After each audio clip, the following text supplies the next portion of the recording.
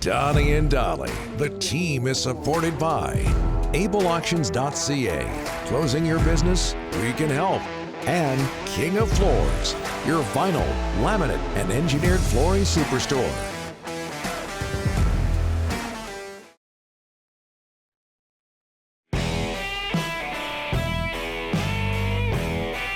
It is a Thursday. It is our Thursday. It's everyone's Thursday. All the guests on Thursday brought to you by White Spot, black truffle cheese and mushroom burger. That's what I'm talking about. Try White Spot's new adventurous burger lineup. After all, burgers are kind of our thing. On now for a limited time at White Spot. We'll see you soon as we bring in NHL Analyst John Shannon. John, thanks for doing this again. How are you? Great, boys. Good discussion about the Islanders. I like that. Do you think that building, which has had its ups and downs, but certainly during an up period right now, can it make a difference for the Islanders? It's crazy. No question. I think that I think what we've learned in the last week or so in listening to the players talk about being in Carolina, being in Nashville, being on the island, that the fans have made a tremendous amount of difference. Both of you know how much emotion plays in the game of hockey and how players have to play to the edge. And if they can get coached by the crowd to play to the edge, then I think it's a huge advantage. What's the best crowd you've heard and seen through the years? Gosh, that's I knew you were going to ask me that because you've been around for a while. Well, I'll tell you what, I adore the crowds in Montreal when the team is winning. They are fantastic. I think they're the most knowledgeable hockey fans in the world in Montreal. But that said, there is nothing better to go to Madison Square Garden in New York for a playoff game with the Rangers. American fans are much more outgoing than Canadian fans are, even in a regular season. And they're almost like a soccer crowd, guys. The chants, the singing, their passion for their team. I just love going to MSG. Any chance I could. When I worked in New York for the 5 years, I would walk down from our office, walk up the famous Elephant Walk to the 5th floor where the Garden Ice is, and just stand in the Zamboni and just smile because it was so much fun to listen to these people cheer about the New York Rangers. John, what about the old Chicago Stadium, though? I always thought that was the best fans. Best fans to me would show up all the time. You know, right. When I started working in this business in the mid '70s, there were 8,000 people at Chicago Stadium. When the Hawks got good after they drafted Denny Savard, and they started to be a difference maker in the early '80s, and when Roger and the boys went in there in '82, there were 16,666 fans at Chicago Stadium. They were great. They were loud. They loved the Blackhawks, but they could be a little fair weather. It's going to be a challenge right now for that team. You know, the 21,000 that go to United Center now. It'll be interesting if this team continues to not get into the playoffs if they keep showing up. We talked about this in the first segment as well, John. NHL playoffs are going ahead now without McDavid, without Crosby. You only had 2 points against the Islanders, and without Ovi. Just your reaction to that. Well, first of all, I hate to correct you, but Stanley Cup playoffs, not NHL playoffs. Oh, sorry. Whoa. Okay. Sorry. The NHL playoffs, that's the American anachronism. We're Canadians. We play for the Stanley Cup. We don't play for the NHL. I stand corrected.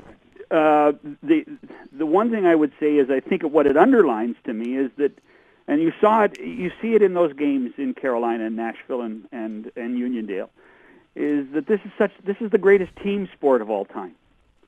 We do harp on our superstars, but in the end, it's 52 names that get put on the Stanley Cup, not Connor McDavid's name, and not Sidney Crosby's name.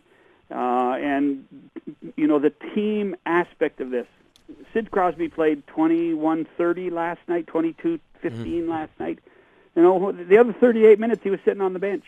That's what makes our game so much different and so much more difficult to promote superstars in because they don't necessarily, they're not involved as much as other superstars in other sports. You know, LeBron can play 46 minutes. Tom Brady can touch the ball 85 times.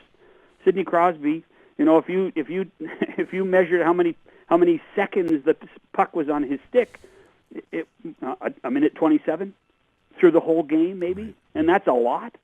So this to me is the ultimate team sport, and I don't think we'll notice Crosby not being there after a while, or Connor or Ovi. Hey, John, we got Jim Benning on the show tomorrow. That's going to be a good one for us. Not hearing the Sedin twins will be announced today or tomorrow, just some of the stuff you hear and whether the coaching staff's going to be back. What are you hearing right now surrounding the Canucks and any possible moves with the coaching staff for the Sedin twins? Honestly, Rick, I have not heard much, probably since the press conference, and just some sighs of relief by a few people that got deals done. What I would say is that it's that president's role, that executive role, who's in charge of hockey operations, whether it's beside Jim or above Jim, there's something still in the works. That's the only thing I can tell you that really is there, and I'm not close enough to Daniel and Henrik to know whether they're involved. What we do know is that that Francesco and the family and Luigi they're dealing with this and talking to the people around them to judge what's best for the franchise. But I do think that there will be another body added to the executive.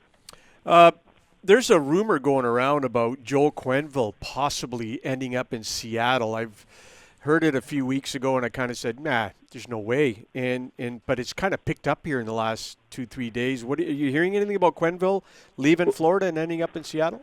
I actually asked a few friends this last night as they lost. Larry Brooks wrote it in the New York Post. Jeff Baker wrote it in Seattle a couple of days ago. So I think that's where some of the traction came from. We all know that Joel and Ronnie played together in Hartford. I cannot see... Now, Bill Zito, who's the general manager of Florida, did not hire Joel. But I cannot see anybody wanting to part with that type of money to fire Joel. I don't think Joel will quit. On the other side of the ledger, it doesn't make any sense to me for an expansion team. I don't care if you can have the Pope behind the bench. You should not be paying your first coach $5 million. Yeah, $5 million a year. You shouldn't. Yeah. It just doesn't make any sense because you know what's going to happen inevitably, and history repeats itself time and time again with expansion teams, is that after 2 years everything changes. Whether you're good or not, just ask Gerard Gallant. Yeah. Whether you're good or not, things change. So I think Joel would love it, but at the same time, because I think he'd like being with Ron. But he's got a really good gig, he's got a really good team, and they made a tremendous amount of progress in Florida. I don't know why they would want any change. Hey, John, I can't remember if it was last week or the week before, but we talked about the possibility of Wayne Gretzky becoming an NHL analyst. Lo and behold, he's been hired by TNT, $3 million a year, reported, to become an NHL analyst. If you were in charge of TNT, in charge of those hockey broadcasts, what would you tell Wayne? What would you tell Wayne in terms of what they expect from him? I want Wayne to tell me stories. I want Wayne to do what he did so well, which was because we are not a game, and I say we, the royal we in hockey. We're not an X's and O's game. I don't care. I don't expect an analyst to go on the air and recite the Hockey Canada playbook. That's not what it's about. But Wayne is one of the great storytellers, and Wayne will have to practice how succinct to tell it because he's not on radio. It's television. Donna, you know how tight time is in television. Yep. He's going to have to learn to do that. But I want his wit. I want his quick observations because he's one of the great hockey minds of our time, and I want him to have fun. I tell you what, if it's not in the plan, I would make sure at least once a month that one of the guys on the desk with him is Charles Barkley, so they can sit and just have some fun. Yeah, and word is Charles played a big part in getting Wayne to TNT. Well, we know they're friends. Buddies. We know they're friends. Wayne has to give Charles strokes on the golf course, if you've seen that swing. So. Yeah, it's better than mine. Okay, one more. Do you sense frustration from Connor McDavid? No, that's not true. What I sense is the desire to win so badly. Any of this talk that Connor wants out of Edmonton is not true. Connor wants to win in Edmonton with this group of guys. This is a franchise that is on the upswing. Kenny Holland knows exactly what he needs to do. They have cap space this summer to make differences. I fully expect the Edmonton Oilers will have a better regular season next year than they did this year, and it was a really good regular season. And I think the learning curve, Donnie, going back to history, I think the learning curve for the Oilers this year will be comparable to 1982 when they lost to the Miracle in Manchester and lost to the Kings in 5 games. I think this will be the watershed year for the Edmonton Oilers when it comes to playoff loss. Yeah, you got to lose big to win big. Thanks, John. Yep. Appreciate it. Talk to you next Thursday. Say hello to the Premier for me, will you? Oh, I will. I will. Yeah. First thing we'll do. Okay.